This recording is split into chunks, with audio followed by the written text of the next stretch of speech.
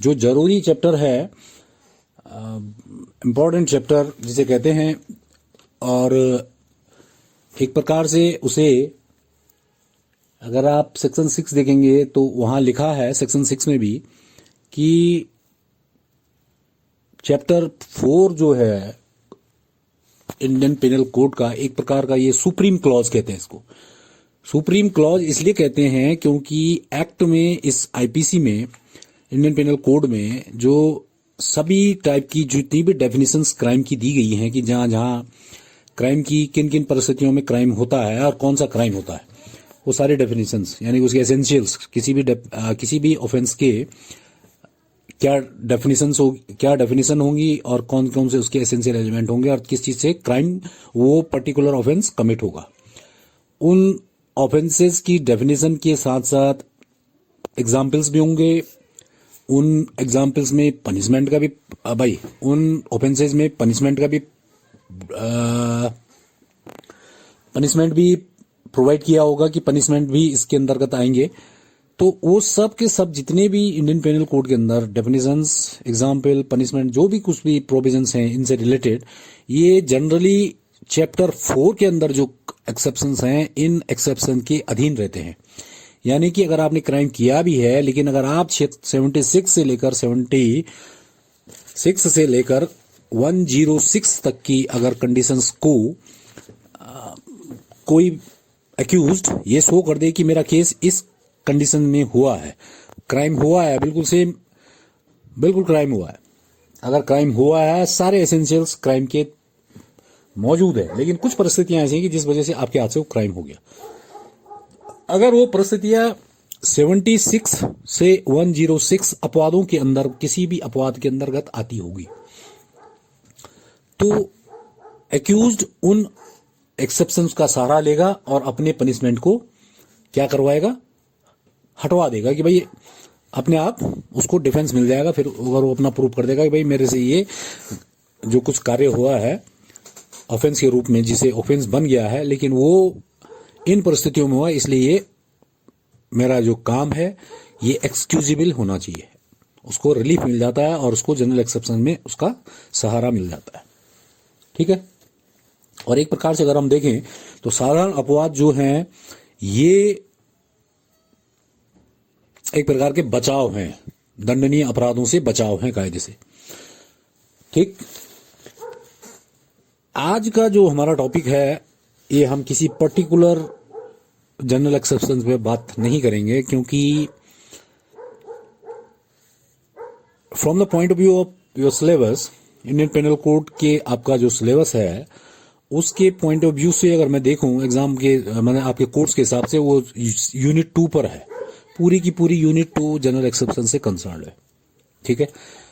हम किसी भी चीज को पहले से बोलते आए हैं, मैं व्यक्तिगत बोलता हूं कि किसी भी चीज को अगर आपको कोई भी डिफेंस या कोई भी चीज पढ़नी है, सब कुछ है, पहले हमेशा उसका नट सेल आपको मालूम हो जाना चाहिए कि उसका नट सेल क्या है।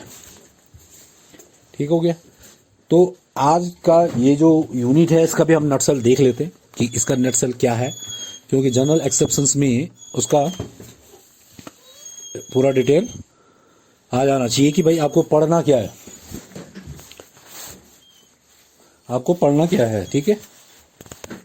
और इसी उसमें देखिए, कोई भी जनरल एक्सेप्शंस को जब पढ़ा जाता है तो 76 to 106 तक ही इसका आपको ध्यान रखना है कि सेक्शन 76 से 106 तक इसमें कवर होता है। जनरल एक्सेप्शन में, जनरल एक्सेप्शन में 76 से 106 तक ही कवर होता है। कोई भी काम जो, देखिए, अगर इसको समझने के लिए आप अपने दिमाग में रखिए कि कोई भी ऐसा काम जो यदि सामान्यतः देखा जाए तो वो एक अपराध है, कोई भी काम which would otherwise be an offence, जो अन्यथा कोई अपराध होता, अन्यथा के रूप में कोई भी काम यदि अन्यथा के रूप में अगर हम देखें तो वो एक अपराध होता, लेकिन अपराध की श्रेणी में नहीं आ रहा है। क्यों नहीं आ रहा है? यदि इसको ऐसी परिस्थितियों में किया गया हो, कैसी परिस्थितियों में, ऐसी कोई भी परिस्थितियों में जो कि धारा 76 से 76 से 106 तक डिफाइन की गई है चैप्टर 4 ऑफ आईपीसी में। तो इस वजह से उसको अपराध नहीं मान रहे हैं। किस वजह से? क्योंकि वो धारा 76 से 106 की पर कंडीशंस में किया गया अपराध है, उनमें से किसी एक कंडीशन में किया गया है। और इस वजह से वो जो कार्य जो कि सामान्यतः एक अपराध होता, लेकिन नहीं है। क्यों नहीं है?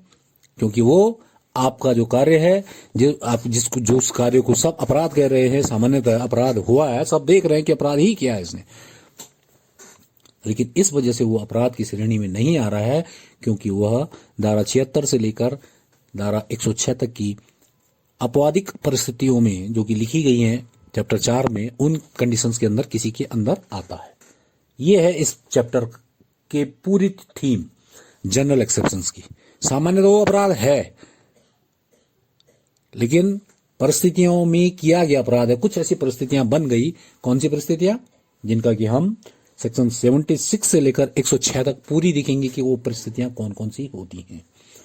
और पूरी इसलिए देखनी पड़ेगी क्योंकि इंडियन पेनल कोड का चैप्टर 4 जो है एक प्रकार का सुप्रीम क्लॉज माना जाता है। सुप्रीम क्लॉज इसलिए माना जाता है कि पूरी आईपीसी में जहां जहां अपराध लिखा हुआ है उसका बचाव चैप्टर 4 में ही है सारे का सारे का। अगर आपको पूरा बचाव लेना है उन अपराधों का तो चैप्टर 4 में से किसी एक परिस्थिति में आप शो कर दो कि आपका केस इस कंडीशंस में हुआ था, आपका अपराध जो है इस कंडीशन में हुआ, तो आपको बचाव मिल जाएगा। ठीक है, तो ये आपको जनरल थीम हो गई इस पर 76 से 106 तक। देखिए, क्रिमिनल ट्रायल्स में दो पक्षकार होते ही हैं निश्चित तौर पर। एक प्रोसिक्यूशन होता है, एक एक्यूज्ड होता है, मुलजिम यानी कि डिफेंस, और एक प्रोसिक्यूशन, अभियोजन पक्ष और बचाव पक्ष। अभियोजन पक्ष की जहां तक क्रिमिनल ट्रायल्स की बात है, कोई भी गलत काम करने वाला यानी कि अपराध करने वाला यानी कि ऑफेंस जिसने किया हो यानी कि रॉन्ग डोर उसको कहते हैं, कानून की नजरों में इनोसेंट समझा जाता है। और ये ड्यूटी प्रोसिक्यूशन की है, अभियोजन की है। जब वो कटघरे में लाया किसी व्यक्ति को तो ये ड्यूटी प्रोसिक्यूशन की है। कौन? जो केस चलाया, जो जिसकी शिकायत है और जिसने केस चलाया है, ट्रायल शुरू करवाई है, क्रिमिनल ट्रायल शुरू करवाई है, ये उसकी ड्यूटी है कि वो अपने मामले को, जिस मामले की उसने शिकायत करके कोर्ट में उसको कटघरे में खड़ा किया है, वो अपने मामले को बिना किसी डाउट के प्रूफ कर दे बस कोर्ट में, और अपनी बात को प्रूफ कर दे और अपराधी को सजा मिल जाएगी जब वो प्रूफ हो जाएगा। सामान्य शब्दों में अगर कहें तो किसी मामले में, क्रिमिनल मामले की, यहां तो बात क्रिमिनल की हो रही है, तो किसी क्रिमिनल मामले में ये प्रोसिक्यूशन की ही ड्यूटी होती है और प्रोसिक्यूशन के ऊपर ही सबूत का भार बोलते हैं इसको। सबूत का भार माने प्रूफ करने का भार, बर्डन ऑफ प्रूफ कहते हैं। बर्डन ऑफ प्रूफ किस पर लाई करता है, किस पर स्थित है?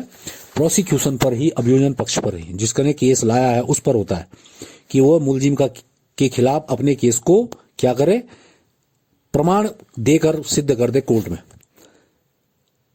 ये सामान्य नियम है।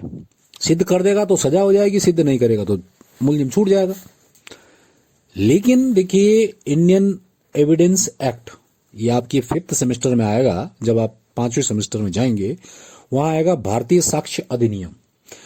वो अधिनियम साक्ष्यों के बारे में बताता है कि किस तरह से कौन से साक्ष्य लिए जाते हैं, कौन से नहीं लिए जाते हैं, कब साक्ष्यों को लेने की जरूरत पड़ती है, कब नहीं पड़ती है, ये सब उसमें आता है। उसका इंडियन एविडेंस एक्ट का सेक्शन 105 है, बर्डन ऑफ प्रूफ नाम के चैप्टर में दिया गया है। वहां ये लिखा गया है कि यदि कोई अपराधी जिसको कि कोर्ट में ले जाया गया है किसी अपराध के लिए, अपने केस में ये कहता है कि भैया मेरा केस भले ही मेरे हाथ से अपराध हुआ है, लेकिन ऐसी परिस्थितियों में हुआ है कि मेरा केस क्षम्य है, होना चाहिए। अपनी परिस्थितियां उसने बताई, उसका वकील फिर चेक करेगा भाई कि इसका केस क्या धारा 76 से 76 से लेकर 106 की किन्हीं कंडीशंस में आता है। If the accused wants to take the benefit of any of the exceptions of the IPC then he has to prove these circumstances. उसको वो परिस्थितियां प्रूव करनी पड़ेंगी जो कि वो कह रहा है कि मेरा केस इस वजह से धारा 76 से लेकर 106 में आता है। तो उन परिस्थितियों को वो क्या करेगा, प्रूफ करेगा और अपने केस को क्या लाएगा, धारा 76 से लेकर 106 के अंतर्गत जिसमें भी उसका केस आता है उन अपवादों के अंदर अपना केस लाने का प्रयास करेगा, और अगर वो ला पाएगा, प्रूफ कर पाएगा, तो उसको डिफेंस मिल जाएगा, वो बरी हो जाएगा साफ साफ, अगर वो किसी एक की परिस्थिति को प्रूव कर देता कि इन परिस्थितियों में मेरे से क्राइम हुआ है। इसका मतलब जनरल एक्सेप्शंस को प्रूव करने की ड्यूटी किसके ऊपर शिफ्ट होती है, एक्यूज्ड के ऊपर, मुलजिम के ऊपर शिफ्ट होती है। वो बताएगा, क्योंकि भैया प्रोसिक्यूशन ने तो सीधा ये कहना कि भैया इसने क्राइम किया है, वो थोड़ी बताएगा बचाओ, वो बचाओ बता देगा तो दंड कहां से दिलाएगा, उसको कहां से पनिश करवाएगा। प्रोसिक्यूशन का काम है अपराधी की गलती या उसके दोष को सिद्ध करना। बचाव पक्ष का काम है कि अगर वो कहता है कि भैया हमसे क्राइम जरूर हुआ है, लेकिन वो परिस्थितियां ऐसी थी कि जहां की कानूनन उसको अपराध नहीं माना जाता है, वो परिस्थितियां कहां लिखी हैं, जनरल एक्सेप्शंस में लिखी हैं। इसका मतलब जनरल एक्सेप्शंस को प्रूव करने का काम कि मेरा केस जनरल एक्सेप्शंस के अंदर आता है, ये मुलजिम की ड्यूटी है, बर्डन ऑफ प्रूफ उसके ऊपर लगता है। कोर्ट के मामले में कोर्ट की क्या राय है, प्रोसिक्यूशन का काम उसको फंसाना, जनरल एक्सेप्शन में अपने केस को लाना एक्यूज का काम। कोर्ट का काम क्या है, कोर्ट का काम तब तक ये कल्पना करना जब तक कि एक्यूज अपने केस को साबित न कर दे कि मेरा केस जनरल एक्सेप्शन में आता है, तब तक कोर्ट ये कल्पना करेगी कि भैया एक्यूज का केस जनरल एक्सेप्शन में नहीं आता है। उसके बोलने भर से नहीं हो जाएगा वो जनरल एक्सेप्शन में।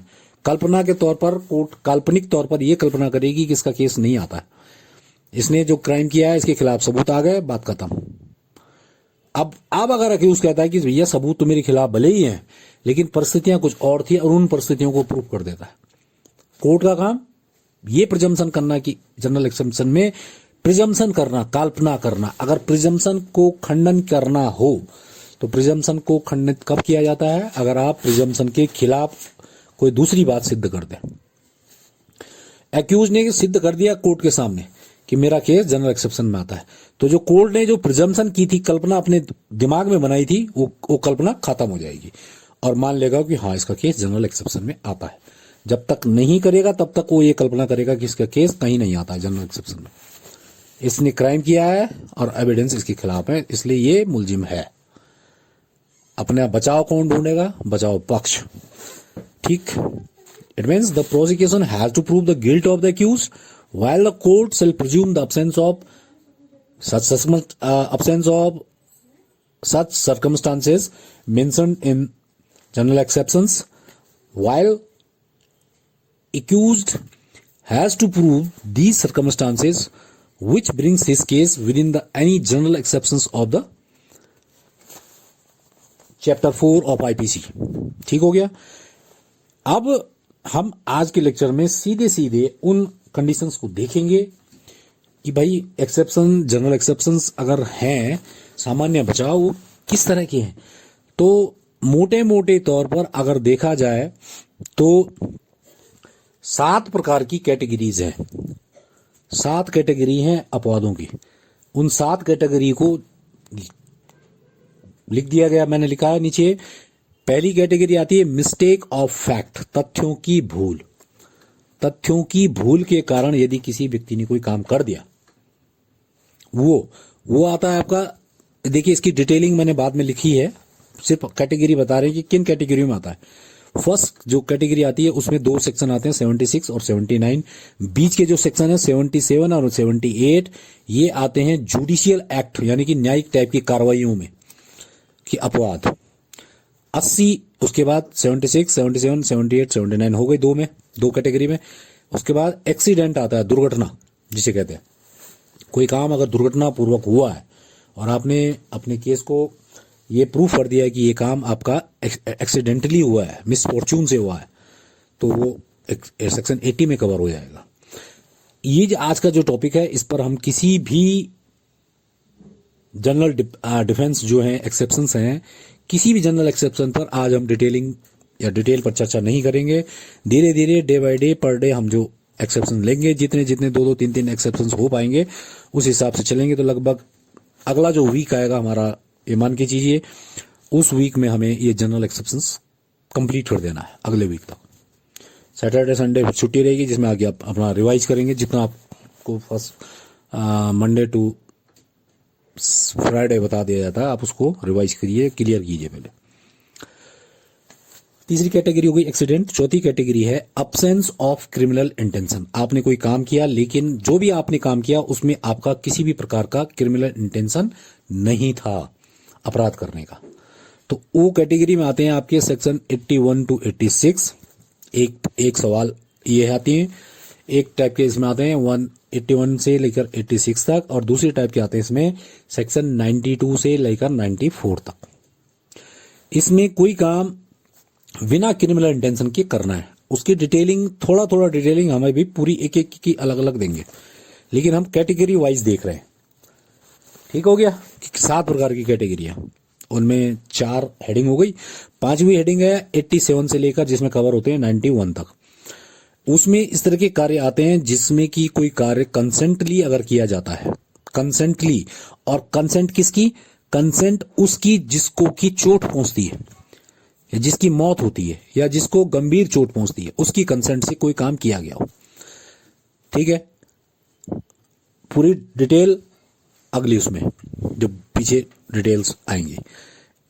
सेक्शन कवर होंगे सेक्शन 87 से 91 तक। अब आता है 90, इसमें नहीं आएगा, 87 से 91 तक।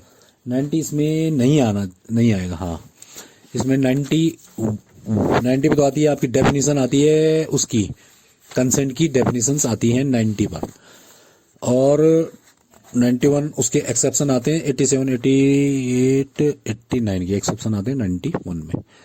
चलिए ठीक है, मिक्स कर लिख लीजिए, कोई नहीं, डिटेल जब देखेंगे तो अभी आपको पता चल जाएगा। 90 और 91 जो डिटेल दे रहे हैं नीचे उसमें गायब हो जाएंगे दोनों। क्यों गायब होंगे? 90 पे डेफिनेशन है इसलिए वो क्राइम नहीं है। उसमें लिखा है कि कौन कौन सी कंसेंट फ्री कंसेंट मानी जाती है, तो उसमें नेगेटिव डेफिनेशन है, 5 टाइप दिखा रखे हैं कि इन 5 परिस्थितियों में अगर कोई व्यक्ति कंसेंट देता है तो वो फ्री कंसेंट नहीं मानते हैं, जिन कंडीशन में वो दी लिखी गई है।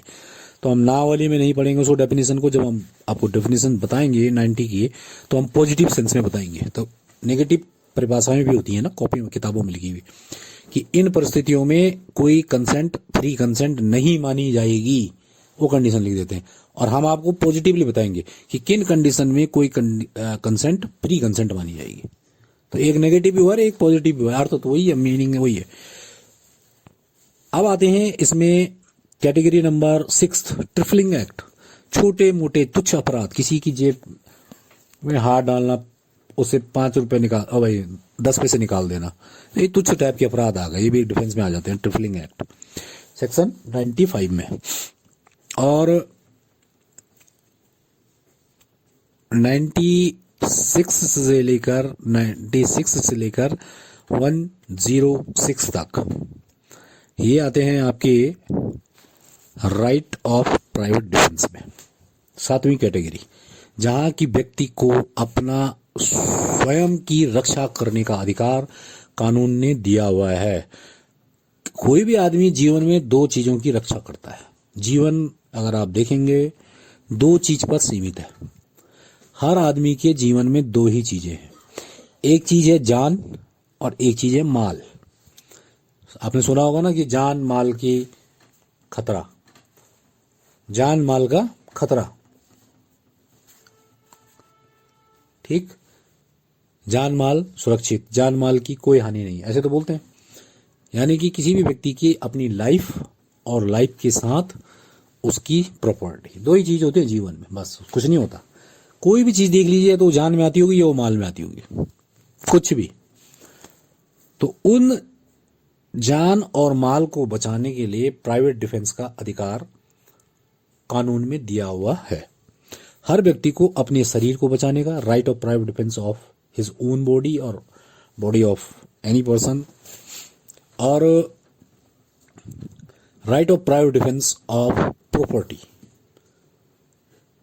2 प्रकार के राइट प्राइवेट डिफेंस में आते हैं। इस पर पूरा डिटेल 96 से 106 के अंदर जब हम पढ़ेंगे तब देखा जाएगा। इंपॉर्टेंट क्वेश्चन है, लेंदी क्वेश्चन में बहुत बार, मैक्सिमम बार पूछा जाता है राइट ऑफ प्राइवेट डिफेंस, तो इस पर तब चर्चा होगी। तो ये थी 7 कैटेगरियां ब्रॉडली जिसे कहते हैं मेन जिन पर की राइट ऑफ प्राइवेट डिफेंस, भाई जिन पर की चैप्टर 4 पूरा डिपेंड करता है, जो कि सेक्शन 76 से लेकर सेक्शन 106 तक ऐड पढ़ा जाता है। देखिए अब हम आते हैं जनरल एक्सेप्शंस के डिटेल, थोड़ा थोड़ा हल्का हल्का। डिटेल का मतलब ब्रीफ, मतलब छोटा छोटा उसका आइडिया। सबसे पहला जो सेक्शन है 76, ये उन कार्यों को, किसी आदमी के उन कार्यों को जो कि आदमी अपने आप को कानूनन बाध्य समझता है किसी काम को करने के लिए, और वो कानूनन बाध्य समझते हुए वो काम कर देता है।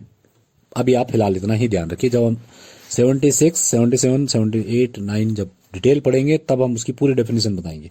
अभी आप उसका शॉर्ट में समझिए, कोई आदमी कैसा जो कि उस काम को करने के लिए कानूनन बाध्य है या कानूनन अपने को बाध्य समझता है, और कानूनन बाध्य समझने के कारण या कानूनन बाध्य होने के कारण वो उस काम को कर देता है, और जो काम बाद में अपराध बन जाता है, लेकिन वो क्या है, जनरल एक्सेप्शन की कैटेगरी में आएगा और वो छूट जाएगा, उसको डिफेंस मिल जाएगा। इस तरह के काम आएंगे 76 में, अगर आपको बचाव लेना है। ठीक, किसी आदमी की काम, एक्ट ऑफ ए पर्सन, जो कि मैंने 76 के साथ 78 और 9 को अलग पिक कर दिया ना, क्योंकि वो कैटेगरी अलग है, इसलिए 76 एक आता है और उसके ठीक पीछे हम 79 पढ़ते हैं। उसमें पहले वाले में आपने देखा को बाउंड बाई लॉ था, माने कानूनन उस काम को बाध्य करने के लिए वो बाध्य था या अपने आप को बाध्य समझता था।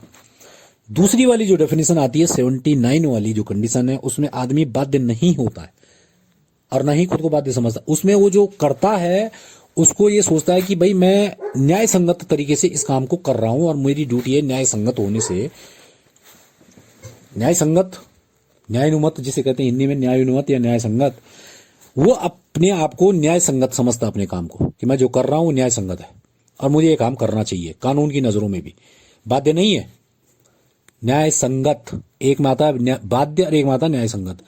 76 में आता है बाध्य और 79 में आता है न्याय संगत।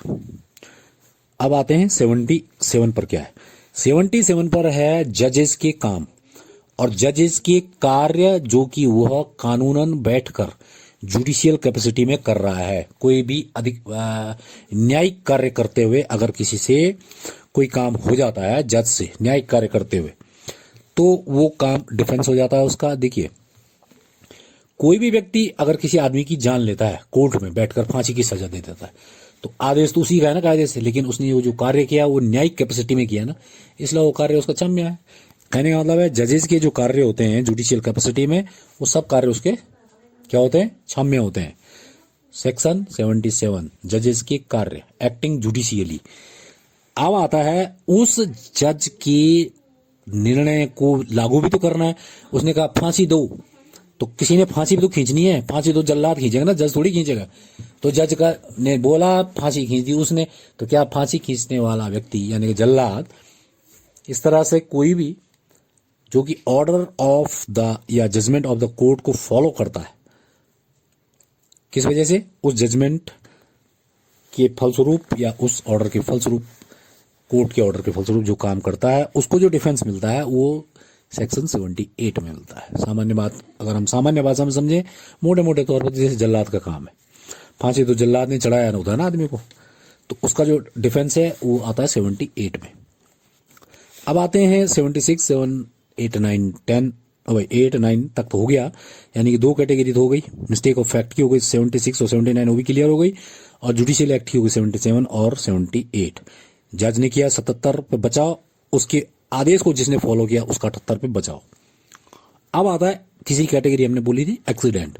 एक्सीडेंट से कोई काम हो जाता है, एक्सीडेंट का मतलब साफ साफ एक्सीडेंट है, दुर्घटना। दुर्घटना में निश्चित तौर पर न तो आपका कोई क्रिमिनल इंटेंशन होगा उस काम को करने का, अगर क्रिमिनल इंटेंशन होगा तो दुर्घटना किस बात की? अगर आपका किसी काम को करने के लिए आपराधिक आशय होगा या आपको आपराधिक ज्ञान होगा, तो फिर वो एक्सीडेंट कैसे हो जाएगा? एक्सीडेंट तो अचानक होता है बिना किसी क्रिमिनल इंटेंशन के, उसे कहते हैं दुर्घटनावश, जिसे दुर्घटना कहते हैं। अचानक एक्सीडेंट हो गया भाई, मिसफॉर्चून से हो गया, दुर्भाग्यवश। तो इस तरह के जो केसेस आएंगे, माने इस तरह के एक्ट जो एक्सीडेंटली होते हैं, उससे कोई अपराध हो जाता है, तो वो भी क्षम्य है, उसमें भी आपको डिफेंस मिलेगा सेक्शन 80 का। अब आती है तीसरी कैटेगरी, जिसमें ब्रॉड कैटेगरी है, जिसमें अब्सेंस ऑफ क्रिमिनल इंटेंशन की बात की गई थी 81 से लेकर 86 तक। उसमें सबसे पहले जो कैटेगरी आती है वो आती है 81 में, कि कोई काम कोई आदमी करता है और उस काम को करने से हानि होनी है, दिखती है कि होगी भाई इससे आगे, likely to cause harm. Likely to cause harm माने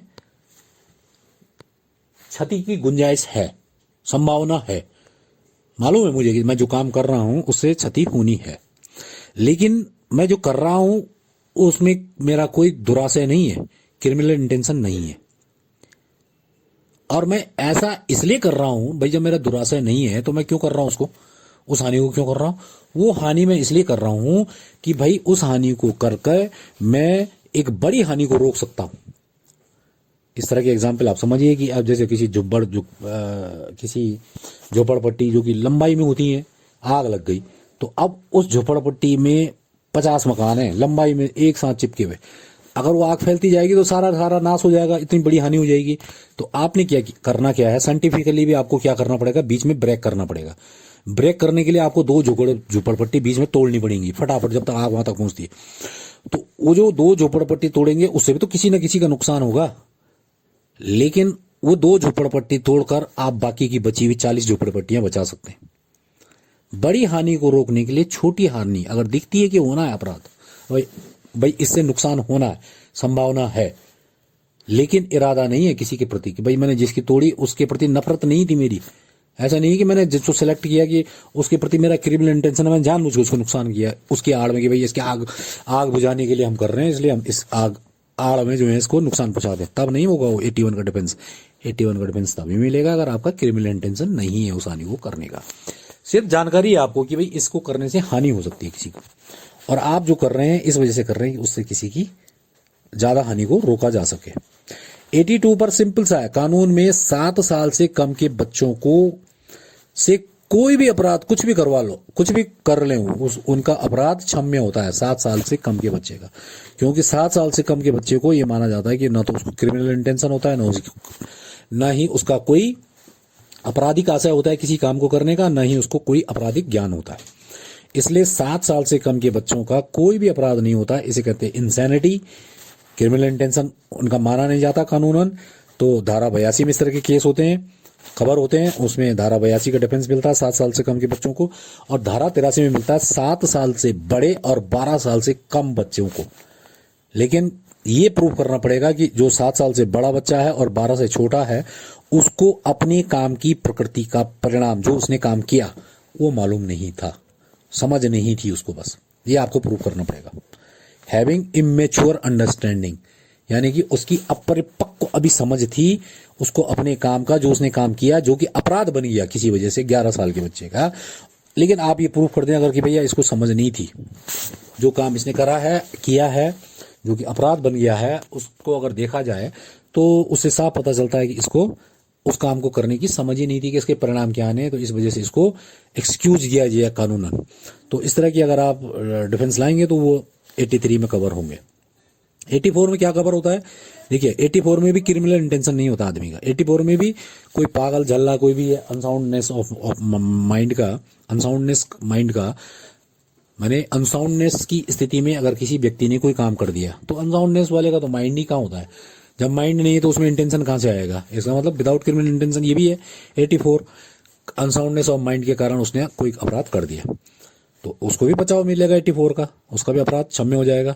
85 और 86 में नशे की हालत में है, act of an intoxicated person के लिए 2 धाराएं कवर करती हैं। 85 और 86 परिस्थितियां क्या हैं, कैसे कैसे होंगी, वो सब डिटेल में जब चर्चा चलेगी तब होगा।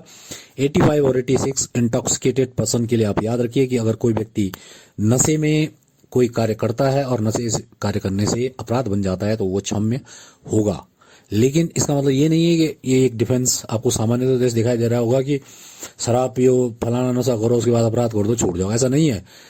अब उसमें शर्त है, उसमें ये शर्त है कि आपको वो नशा आपकी इच्छा के विरुद्ध दिया गया होगा और आपके ज्ञान के विरुद्ध आपको दिया गया हो। जैसे आपको रसना पिला दिया, रसना में आपको शराब पिला दी, आपको पता ही नहीं है, कि आपको क्या पिला दिया। ऐसा नहीं है कि आप शराब में रस ना मिलाकर खुद पी रहे अपनी इच्छा से, तब नहीं है डिफेंस, ठीक, या भूल से पिला दिया या कोई ऐसी चीज करके कि आपकी इच्छा के विरुद्ध जबरदस्ती आपको पिला दी, आप पीते नहीं है, आपको जबरदस्ती पिला दी इतनी, ठीक, इस तरह से नशा करवा दिया। उसमें जब हम डिटेल देखेंगे तब आपको पता चलेगा कि 85 और 86 का नशा का जो डिफरेंस है वो कब मिलता है।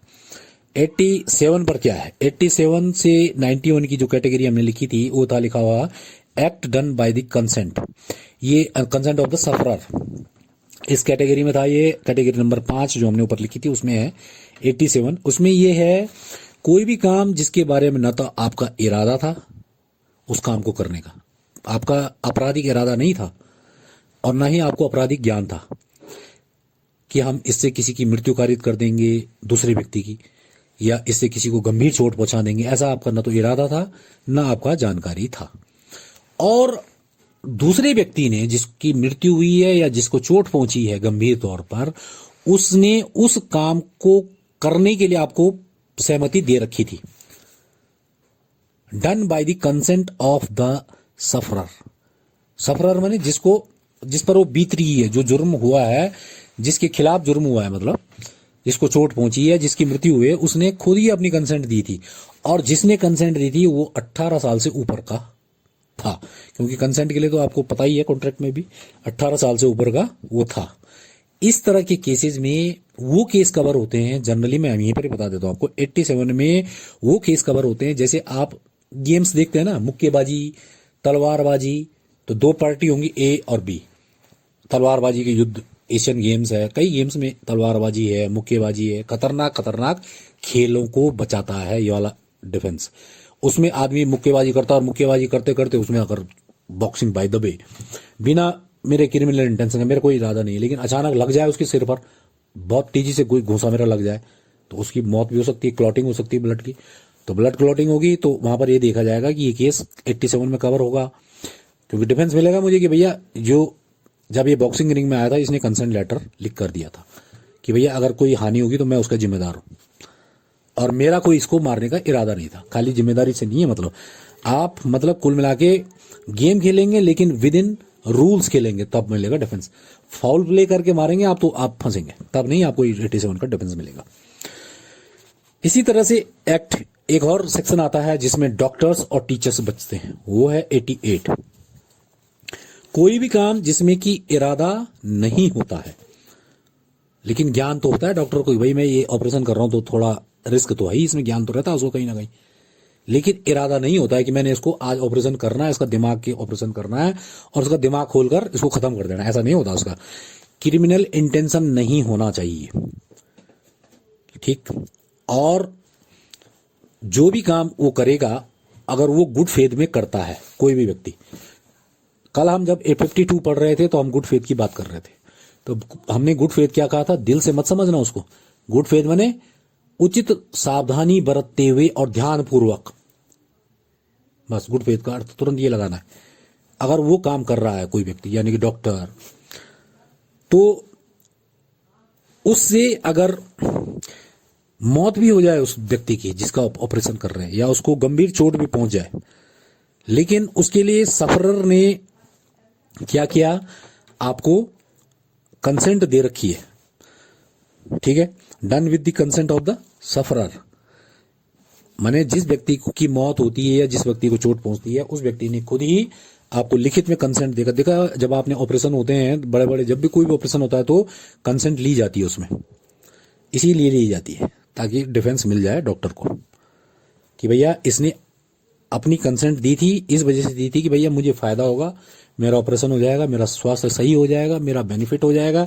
डॉक्टर का ये रहेगा भाई, ये प्रूव करना पड़ेगा कि उसका कोई ऐसा क्रिमिनल इंटेंशन नहीं था, रिस्की था, नॉलेज मुझे था कि भैया रिस्की है, इसमें कोई दो राय नहीं कि नॉलेज हो सकता है, डॉक्टर को नॉलेज दे रहा हो, लेकिन क्योंकि किसी की व्यक्ति की जान बचाने के लिए अगर अच्छे गुड फेथ में अगर काम किया गया, लेकिन जान बचाने के बजाय उसकी जान निकल जाए या उसको गंभीर चोट पहुंच जाए, तो इस तरह के डिफेंस में 88 का डिफेंस मिलता है आपके डॉक्टर्स को, और टीचर्स को भी मिलता है। टीचर्स का कहने का मतलब है कि जब हम लोग बच्चों को स्कूल में भेजते हैं तो वहां पर या तो बच्चे 18 से बड़े भी हो सकते हैं और 18 से छोटे भी हो सकते हैं। तो छोटे होंगे तो उनकी तो कंसेंट देगा गार्जियन। मैंने जब बच्चे को स्कूल भेजता है तो गार्जियन की कंसेंट पे जाता है, तो गार्जियन की ये कंसेंट रहती है कि भैया मेरे बच्चे को अनुशासन में रहने के लिए थोड़ा बहुत दंड, मॉडरेट पनिशमेंट जिसे कहते हैं, वो टीचर दे सकता है। ये सहमति रहती है, एक प्रकार की मौन सहमति जिसे कहते हैं।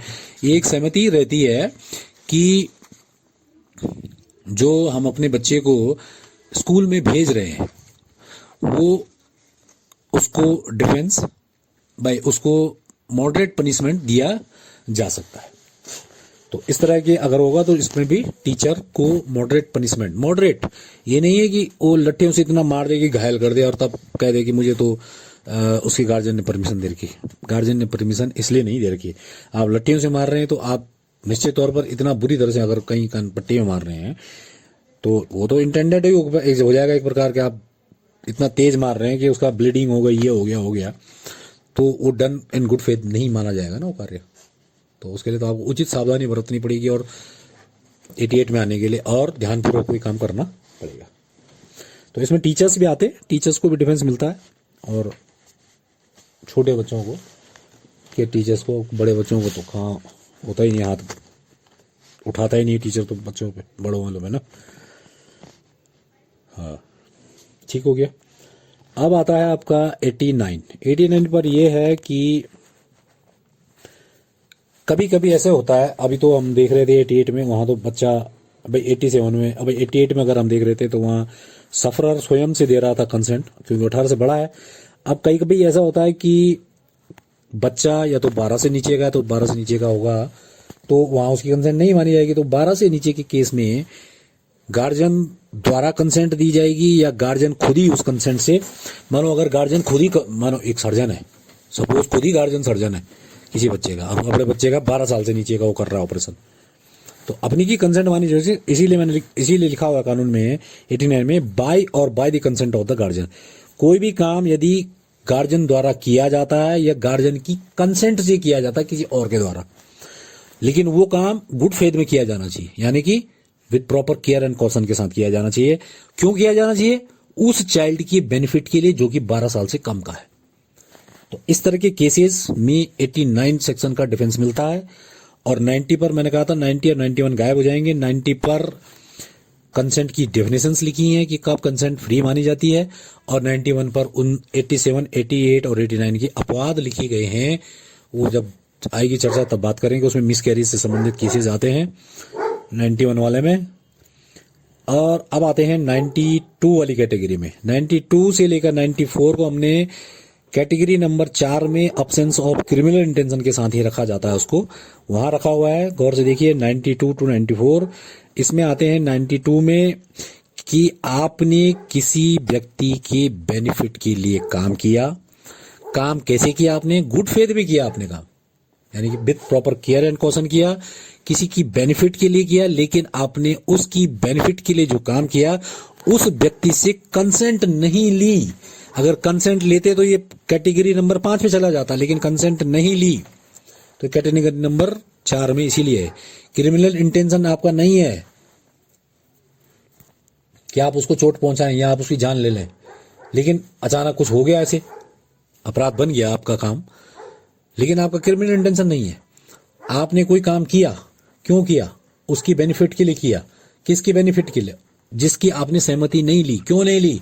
परिस्थितियां ऐसी थी कि उस व्यक्ति की सहमति नहीं ली जा सकती थी। कल्पना कीजिए, आप एक सर्जन हैं, आप कोई भी हैं, आप सपोज कीजिए मॉर्निंग वॉक के लिए जा रहे हैं या इवनिंग वॉक के लिए जा रहे हैं, आपको रास्ते में एक आदमी मिला बेसुध अवस्था में, ब्लीडिंग हो रही है, आपके पास,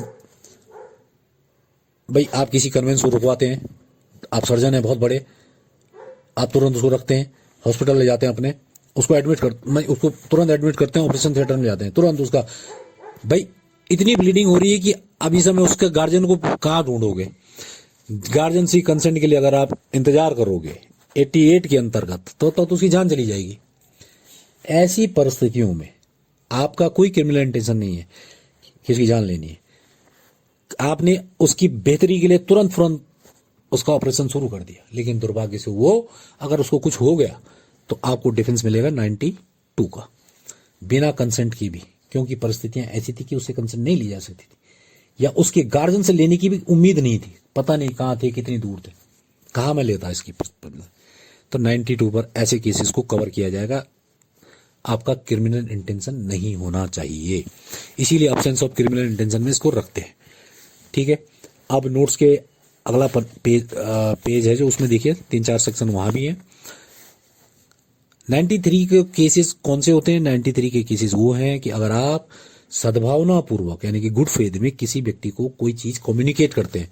डॉक्टर ने कम्युनिकेट किया मरीज को कि देख भाई, बीड़ी सिगरेट मत पीना, टीबी है तुझे, अगर पिएगा तो तू इतने दिन में मर जाएगा, या फलानी दारू मत पीना, शराब मत पीना, तेरा लीवर खराब है, तुझे कैंसर है, और आदमी सुनते ही उसको धक्का पहुंचा, हो सकता है घर जाते जाते मर जाए।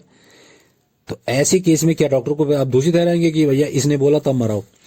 Communication to a person in good faith, made in good faith for his benefit, उसके फायदा के लिए अगर आपने उसको कम्युनिकेट की है कोई डिजीज, कोई भी चीज कम्युनिकेट की है गुड फेथ में, प्रॉपर केयर एंड कॉशन के साथ, तो आपको डिफेंस मिलेगा।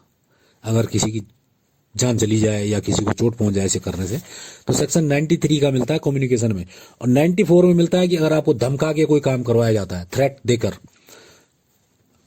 कोई भी काम थ्रेटनिंग देकर कि हम तेरी जान ले लेंगे, ये काम कर, चल बंदूक की नोक पे, तो अगर होंगे, इसमें भी डिटेलिंग है, तो डिटेलिंग 94 पर होगी। फिलहाल के लिए मान के चलिए छोटी से हेडिंग पे कि act done under the threat 94 में डिफेंस मिलता है। और कुछ छोटे मोटे अपराधों के लिए भी डिफेंस मिल जाता है कि भाई छोटे मोटे अपराध, 10 पैसे किसी का उठा लेना, इस तरह के छोटे छोटे अपराध जिनको कि आप तुच्छ अपराध मानते हैं। एक्ट कॉजिंग स्लाइट हार्म, जिससे बहुत कम क्षति पहुंचती है, ना के बराबर कुछ भी नहीं, लेकिन अपराध तो अपराध होता है कायदे से, लेकिन ये डिफेंस वो ले सकता है कि भैया बहुत छोटा सा अपराध है, ऐसा कुछ नहीं है। 95 का डिफेंस उसमें मिलेगा। और लास्ट में हम चर्चा कर रहे थे आपकी कैटेगरी नंबर 7 की, जिसमें कि act done in private defence of body and property, क्योंकि आदमी के पास दो ही चीजें जीवन में, या तो बॉडी है या तो उसकी प्रॉपर्टी।